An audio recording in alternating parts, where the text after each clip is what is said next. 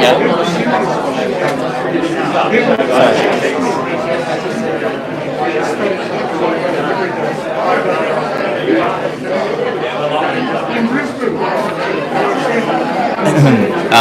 everyone please be upstanding for the flags?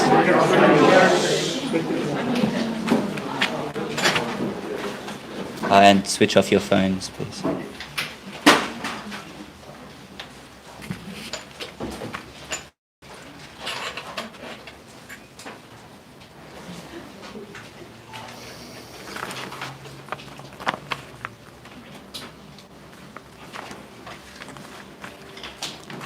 I would like to commence by acknowledging that today's Yom Hashoah commemoration in Brisbane is being held on the ancient lands of the Yugarabu, Jagera, and Yugambi peoples, and I pay our respects to their elders past, present, and emerging. I'd also like to thank Steve Minikin, Queensland member for Chatsworth and chair of the Queensland Parliamentary Friends of Israel, Corinne McMillian, Queensland member for Mansfield, Terry Butler, Federal Member for Griffith and Shadow Minister for the Environment and Water, Senator Paul Scarr, Graham Perrott, Federal Member for Moreton, Brisbane City Councillor Angela Owen, Logan City Councillor Laurie Karansky, and a special thanks to Mike Goldman and the 11 Network for live streaming today. Welcome and good afternoon to you all. For those of you who don't know me, For those of you who don't know me, I'm Daniel, the current Mefaked of Beitar, Queensland. I'm the grandson of a Shoah survivor and have visited Poland in 2019 as part of my gap year with Beitar.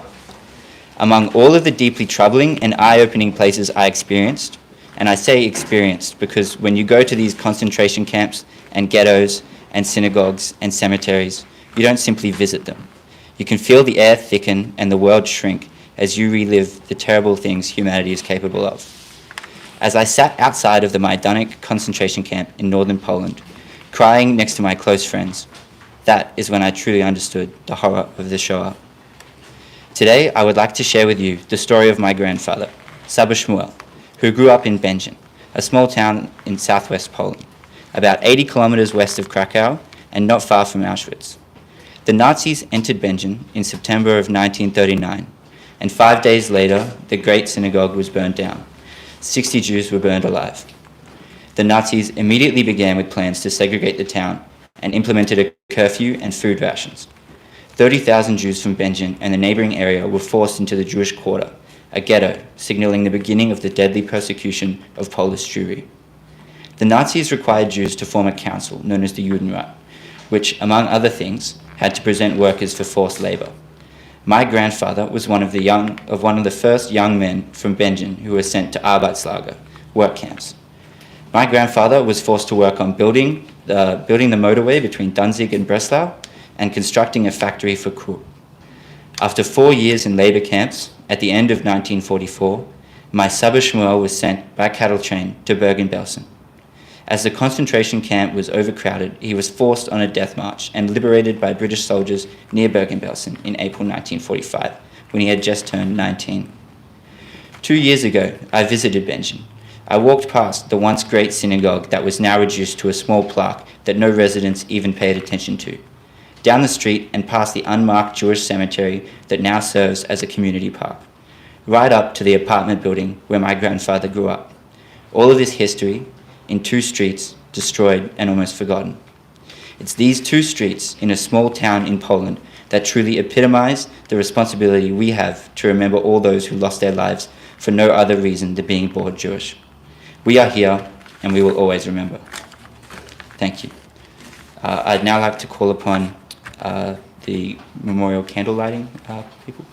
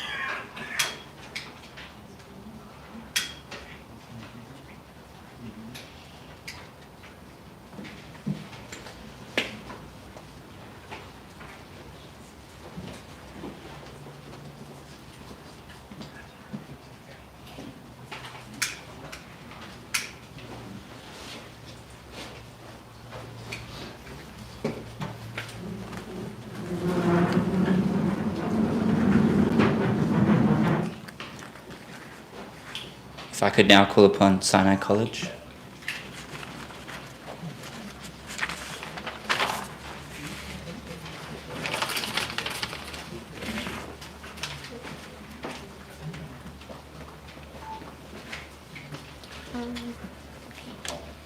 This poem is called My Mother. I was an infant taking my first step. My mother always beside me, like a guardian angel. In time I also learned to speak. Mother was my first word. The first word, the most beautiful word. My dear mother protected me like a treasure. Like a flower from the wind she banished. She healed my bruises with her kisses and slowly taught me prayers, with which I address God silently, praying for her health. When all your friends hurt, abandon, or betray, you may count on only one, never to hurt, abandon, or betray. She is always with me, the only such friend in the world, my mother.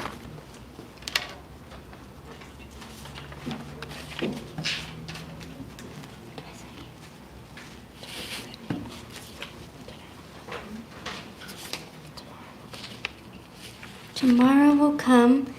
Suddenly I see clearly, more beautifully. My eyes open and see the wonder of a new world. In this wonderful new world, I see young women with pale black or brown hair, beautiful young women watching from behind bars, their faces stricken with sadness, fire burning in their eyes. After a moment, the bars disappear. Joyous girls dancing, enjoy the new world, every flower and a wonder to them in the world they have waited for. With raised and joyful eyes, they look back for a moment, no more hate-filled glances, and the people of new world beckon them loudly. Girls, hurry, here the world is yours.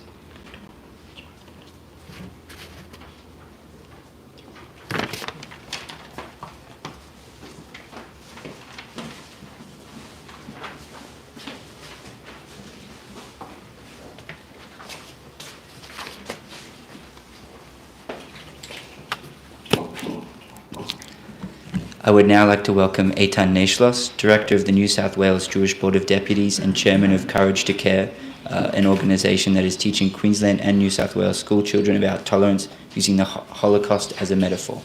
Thank you.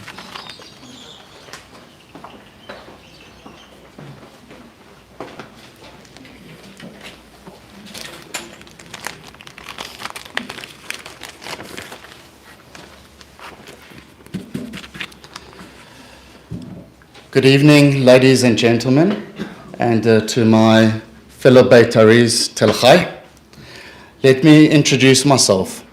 My name is Eitan Neishlos, and I'm the proud grandson of a woman named Tamara Zisserman, Zichona Levracha. I'm also director of the New South Wales Jewish Board of Deputies and chairman of Courage to Care, an organisation close to my heart and under the auspices of B'nai Brit Australia. Why is it close to my heart? Because like many of you, my family suffered through the Holocaust. In my case, it was my grandmother, the late Tamara Zisserman, and it is because of her that I'm here now leading Courage to Care to create awareness of the dangers of prejudice, racism, and discrimination. But first of all, let me tell you about my grandmother's story and the entwined tale with three incredibly brave people now honoured as righteous among the nations. Tamara Kantarovich was born on December 30th, 1929 in Minsk, Belarus, which many of you know was part of the Soviet Union. In 1941, the Jewish people in Lohoysk were ordered by the Nazis to gather to the outskirts of the town and forced to dig a large mass grave. 2 days later, those same Jews were summoned to the freshly dug grave. Terrified, they were forced to undress.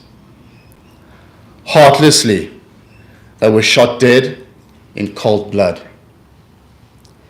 Carelessly, their bodies were thrown into the grave in mass without any prayer or emotion.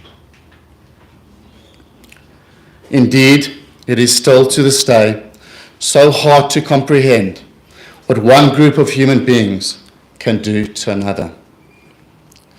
You can only imagine how frightened my grandmother, then 11 years of age, was when her mother and grandmother, on a summer holiday in Lahoysk, rounded up with the other Jews while Tamara hid.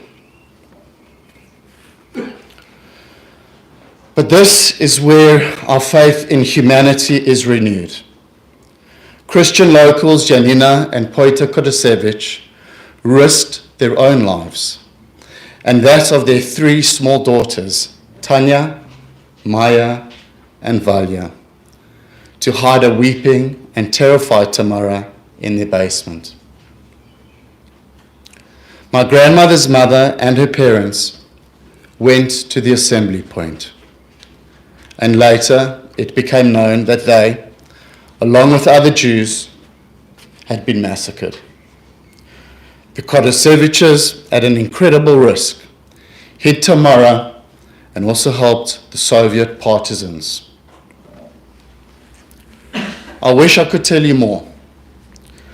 I wish with all my heart I could tell you how the incredibly brave Kodasevich family managed to hide my grandmother for so long, and how she managed to survive the dark, dank basement. One can only imagine. But like millions of others around the world, this story is so hard to tell because telling it is reliving it.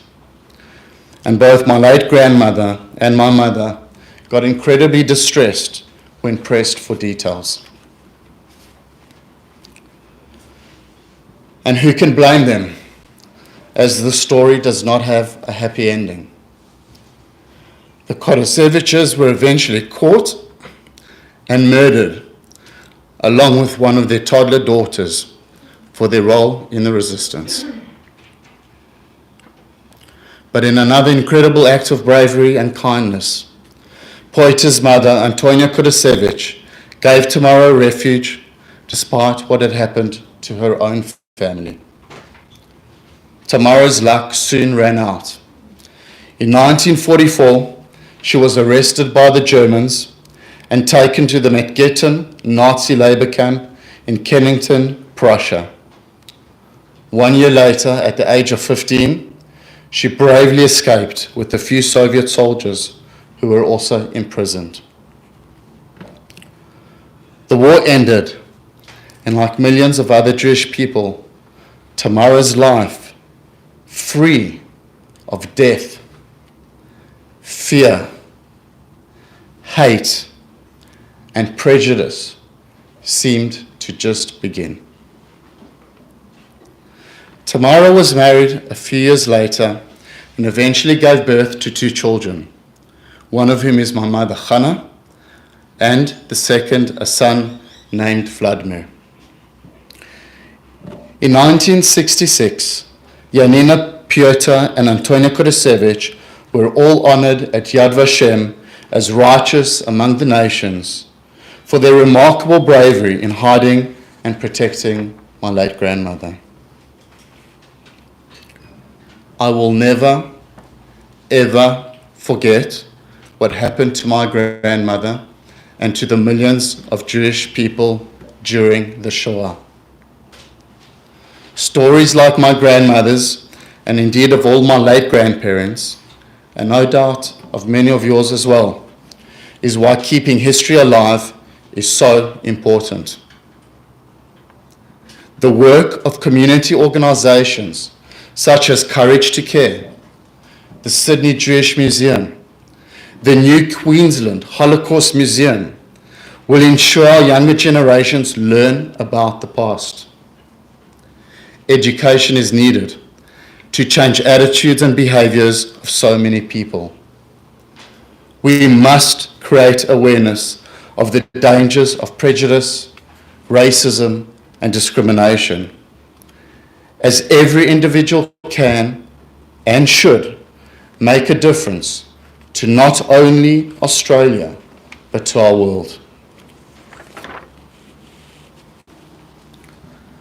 There are 27,712 righteous among the nations from 51 countries around the globe. These people risked their lives and their liberty to help Jews during the Holocaust. Many were killed for their bravery. Because of their heroism, my grandmother was one of the lucky ones. She passed away peacefully in Latvia in 2011 when she was 82 years of age. Thank you to the Brisbane community for allowing me to honor the righteous among the nations and keep my late grandmother's memory and considerable spirit alive. Thank you.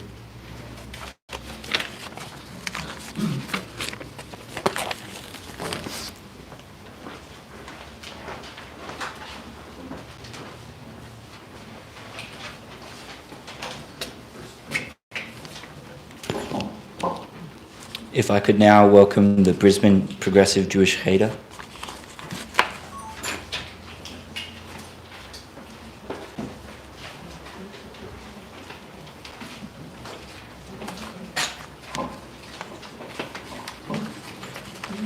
We would like to read extracts from two poets, Magda Bugnar and Jenna Kochan, who wrote about their experiences during the Holocaust. Magda Bugnar wrote 3 poems during her incarceration in Altenburg, a subcamp from Ravensbrück concentration camp, from November 1944 January 1945, when she was 23 years old. Little is known of Magda's Holocaust experiences, as she never spoke of them during her lifetime.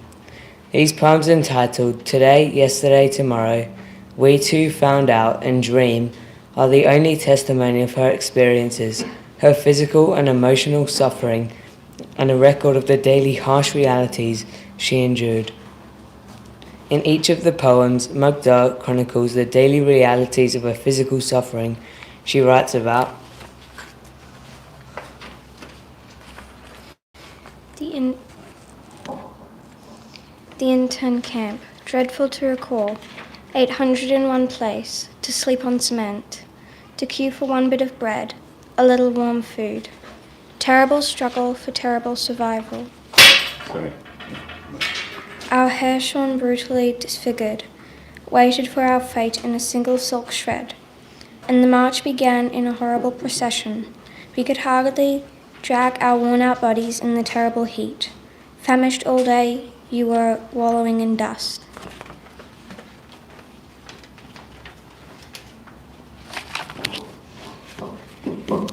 Magda's resilience can be seen in her focus on the power of her imagination.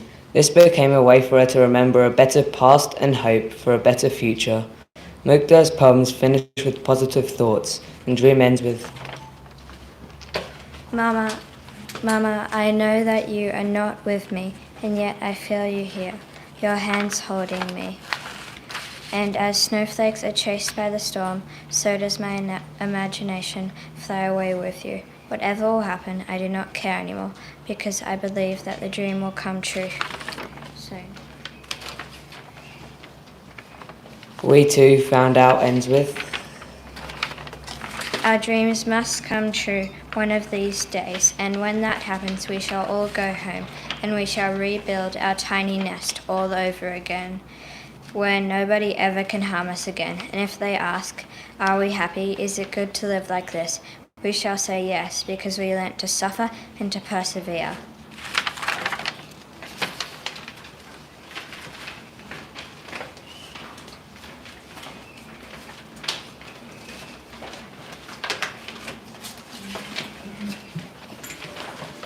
Jenya Cocken used poetry to mull over her decision to flee her home and the loss of her parents.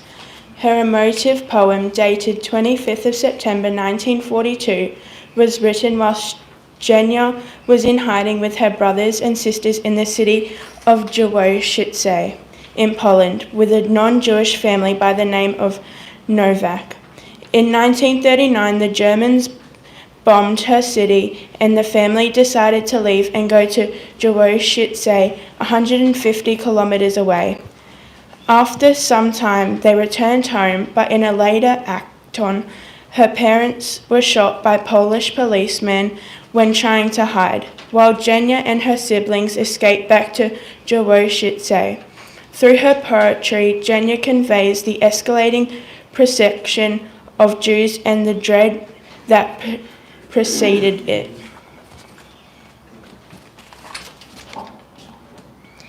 Despair without borders, a storm is moving from city to city, and our fears progressively grow larger.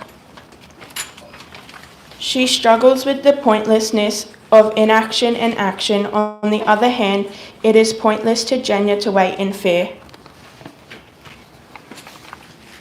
Neither bribery, prayers to God, nor cries in the cemetery helped. There, in front of tombstones, hundreds of people came daily. Children, the elderly, the youth, all today are as one with God.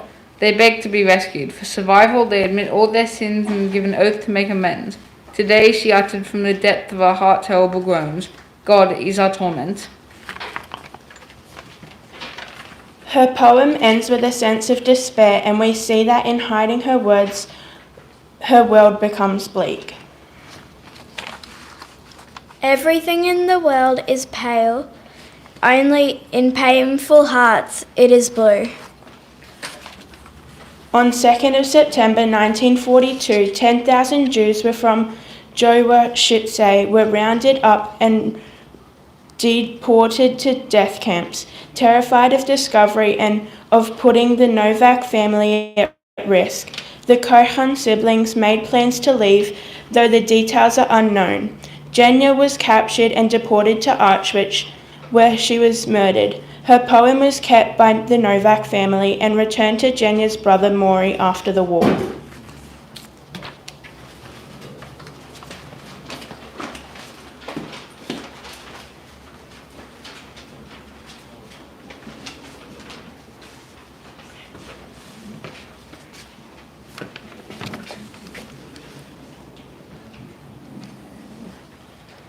Ladies and gentlemen,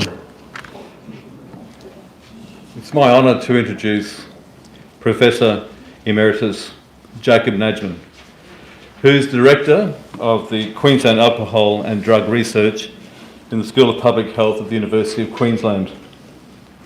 Now, to speak of Jake's accolades, and Jake knows this quite well, would take several days.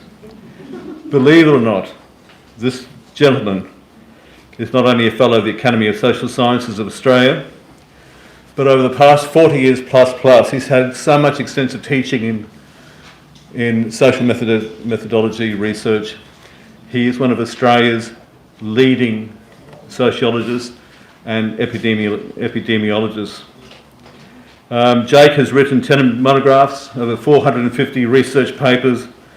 He's received 25,000 citations, including mine, 25,001. He's the current chair of the National Policy Council for the Drug in Australia.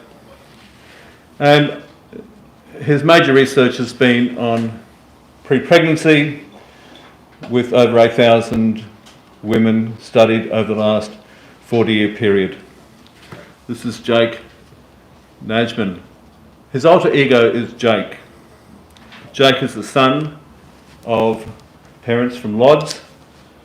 He can tell you their story, both victims of concentration camps and a horrendous life. And if they look back now at their son, Jake, they would be so proud. Ladies and gentlemen, I'll give you Jake Najman.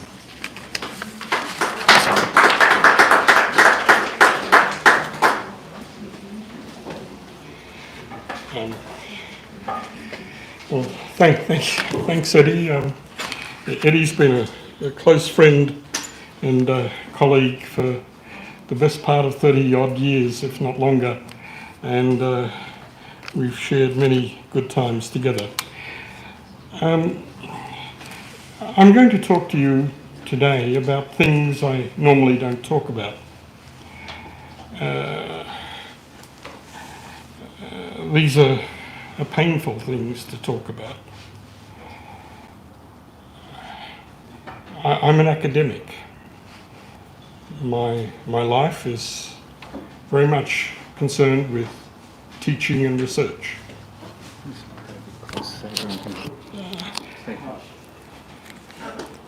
It's my son.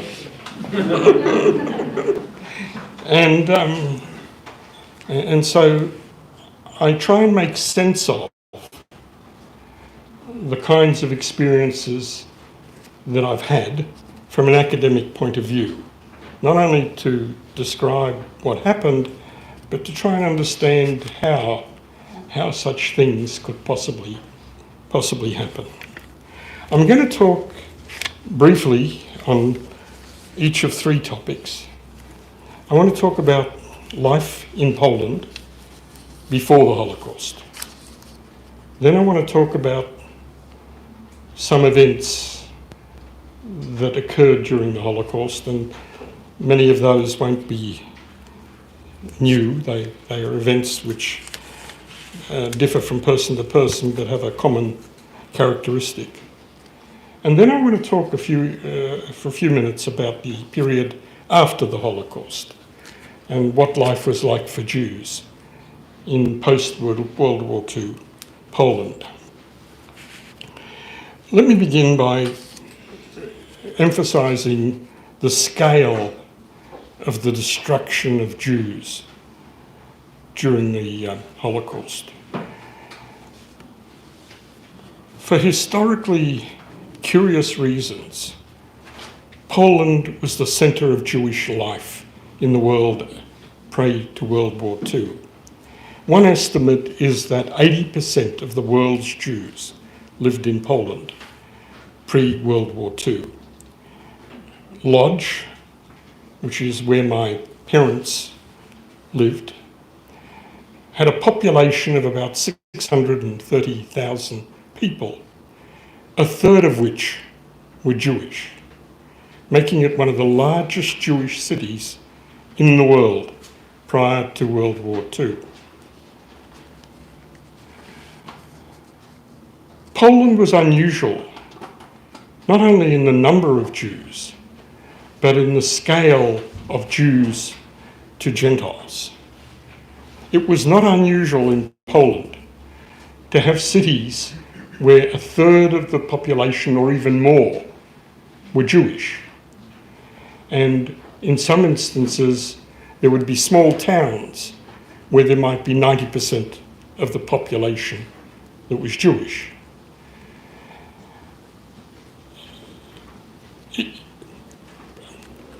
Problems relating to the host population were not unusual, and many of you will be aware that there were not infrequent pogroms, attacks, slaughters, but these were generally on a small scale and more or less local. The cultural life of Poland was substantial. A place like Lodz, where my parents came from, was described as the Manchester of Poland. There was heavy industry, cloth manufacturing. My father was a schneider, a tailor, and that was a common profession. In that context, there was a massive Jewish cultural level of activity. Theatre, much of it in Yiddish. Yiddish is in fact my first language. Theatre, music, yeshivas, rabbis everywhere. many Jews working in industry where there were many other Jews. It was a rich life for a Jew in Poland prior to World War II. My father was a Leibnehmer.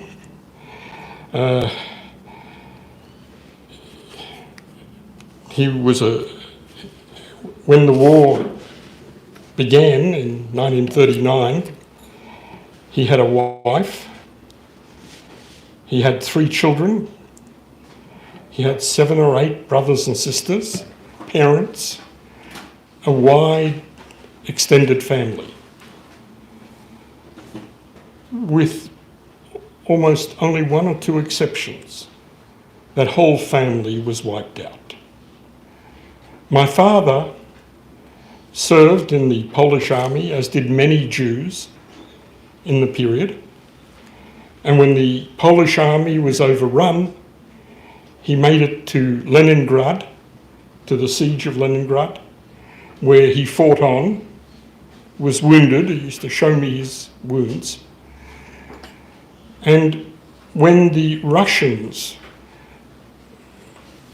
forced the Germans back, succeeded in overrunning the Germans, he decided that he didn't want to stay in Russia. This was not a good place for Jews. And he, with many other people, followed the Russian army out of Russia all the way into Germany, and ended up in a town called Rechau, which had a displaced persons camp, and ended up in that displaced persons camp in 1945. My mother was Dobber Feldman. I should add one more thing. My father had a father who was a rabbi. My father was a very devout man. He would go to synagogue every Shabbos. And for him, the devoutness was what I could only describe as genuine and reflected a real commitment to the Jewish life and to Jewish beliefs and values. My mother was Dobber Feldman. She was the daughter of the town butcher. That made her middle class. She was much better off than my father had ever been. She had 2 children, a husband, and a large extended family. When the Germans came, most of the family decided to stay in Lodge in the hope that the Germans would leave them alone. My mother was a somewhat anxious person and decided to leave. And so she took her 2 children and left. Her husband had fought, was a soldier in the Polish army, and to the best of our knowledge was killed fighting the Germans. She escaped also to Russia. Her 2 children died over that period while she was travelling. I was never able to speak to her about the life she led while she was in Russia. But like my father, she didn't want to stay in Russia. And when the Russians advanced, she, like a lot of other displaced people, followed that movement back to Germany. And she ended up at the Rechau displacement camp. For my mother, there were no survivors. Her children died, her husband died, all her brothers and sisters died, her parents died. She had no surviving family at the end of World War II. So we have my mother and my father, then not my mother and father, obviously, as displaced people in a camp. I've tried to understand what a displaced persons camp was like, what it would have been like to find yourself as a refugee. Indeed, as many refugees find themselves in displaced persons camps today. And the conditions in displaced persons camps in Germany, and Hashoah was then part of Germany, were appalling. There was little food, there was no sanitation or hygiene. The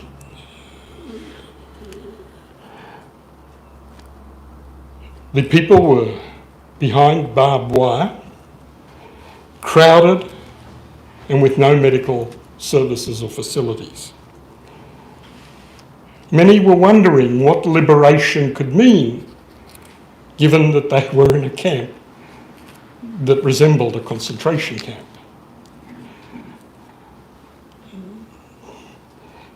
Truman sent an envoy to Germany to look at these displaced persons camps.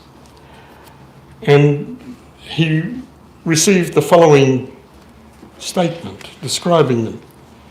We appear to be treating the Jews as the Nazis treated them, except that we're not exterminating them. Conditions have not materially improved.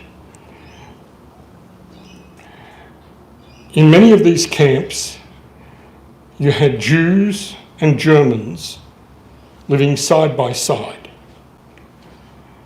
You may get a sense of the hostility that might have existed in these camps, the exterminators living beside the group that they were to exterminate. Shortly thereafter, they separated the Jews from the other members of the camp for reasons which would make a great deal of sense. And there was a sense that they had to get the Jews out of these camps. These camps lasted for years. And in these appalling conditions, the Jews set up kindergartens, schools, they undertook concerts, they developed a cultural theme throughout the camp, and Jewish life resumed under what can only be thought of as appalling conditions. Actors established theatres, and Jewish life went on in these camps. Most of the people in these displaced person camps were like my mother and father. They had no one. They had a lot, having come from a rich Jewish life in Poland. They were now the only surviving members, as they knew it. Some occasionally found other survivors in these camps. Many of them, in the most extraordinary conditions in which they were, decided that they would re-establish life, that they would begin again. There was a need for companionship, for beginning life. I think one phrase that was used was, "Let us be alone together." There were many weddings in these displaced persons camps, and one of those would have been my parents, who met at Hashoah camp. Many of the people who were in these camps had lost their children, their whole family. And so they were desperate to start a family as well. And there were many, many children born in these displaced persons camps. There were many marriages, often widely celebrated, amongst the Jews who were in the camp, and then births to celebrate after that. I was born in Hashoah camp in 1946.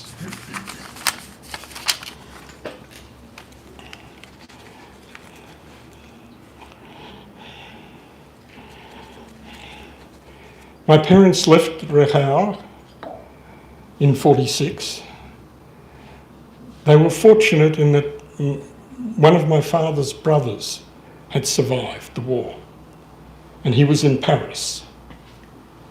And so they were allowed to leave because he could sponsor them. He could offer them accommodation and somewhere to live and would help set them up.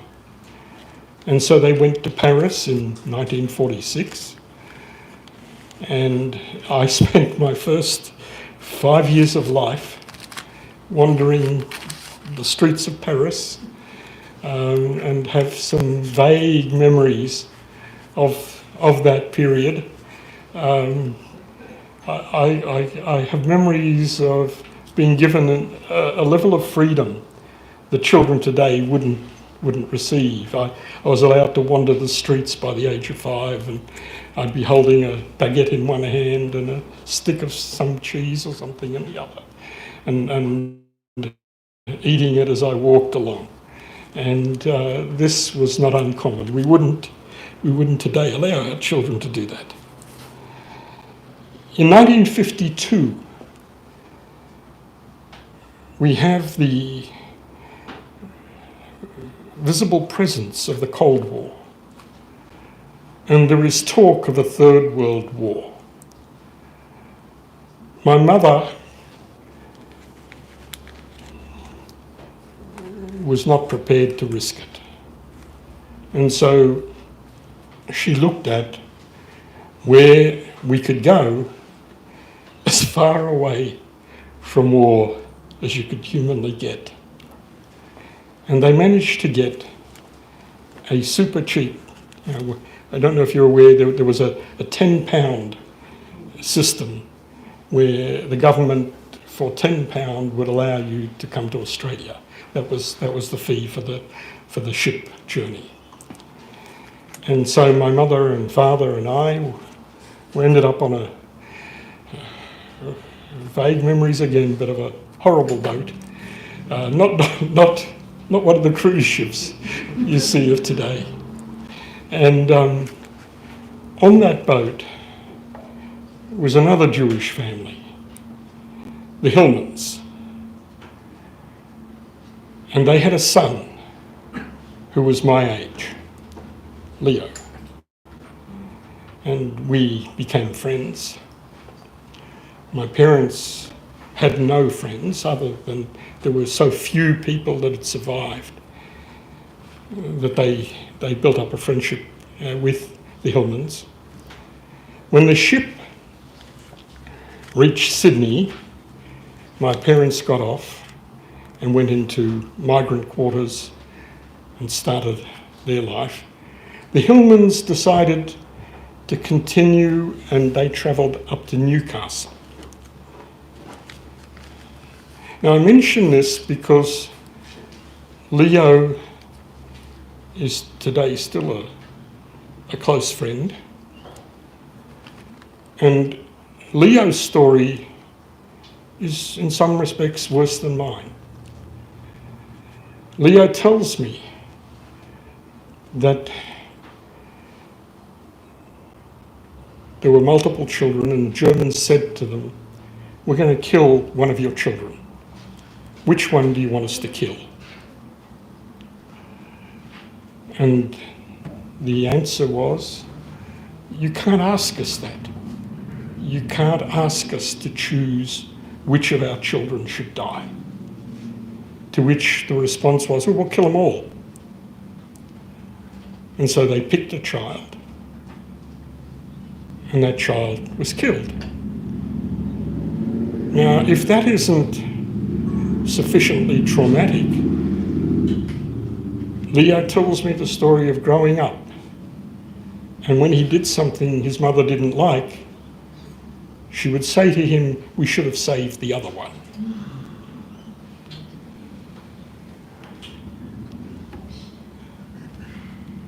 Ask yourself what effect that has, not only on the mother and father, but on the child.